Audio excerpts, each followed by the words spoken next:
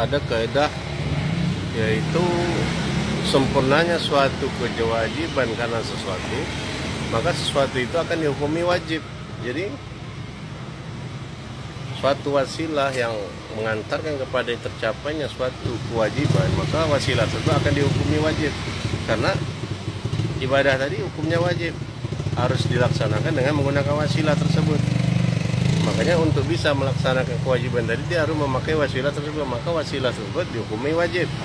Contoh mudahnya begini, suatu saat kita pergi suatu tempat ingin melakukan sholat, tentu kita harus mengambil air. Ternyata kita mencari sumur, dan ternyata di sumur itu tidak ada ember. Tentunya mencari ember itu menjadi wajib, karena tanpa ember atau semisal dengannya, kita tidak akan dapat mengambil air tersebut. Berarti disitulah ember tadi, mencari ember tadi menjadi wajib.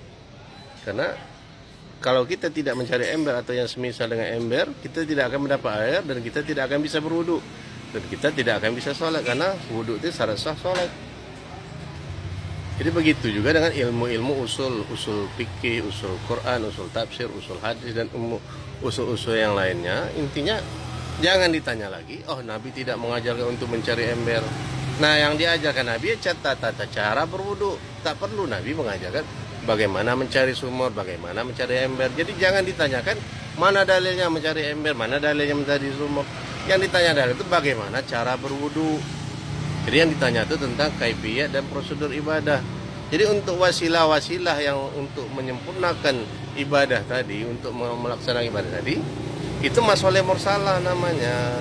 Jadi orang-orang yang masih bertanya tadi untuk Nabi tidak mengajarkan mencari ember, Nabi tidak mengajarkan untuk mencari sumur, itu orang yang jahil terhadap ilmu usul, ilmu masoleh mursalah, sangat-sangat jahil. Jadi jangan ada lagi kalau dia mau perlu ditanya bagaimana dalil untuk berwudu, itu baru benar. Bagaimana tata cara berwudu, bagaimana wudu yang benar, apa dalilnya, mana hadisnya, apa perintah Al-Qur'annya tentang wudu, apa dalilnya, mana kewajiban.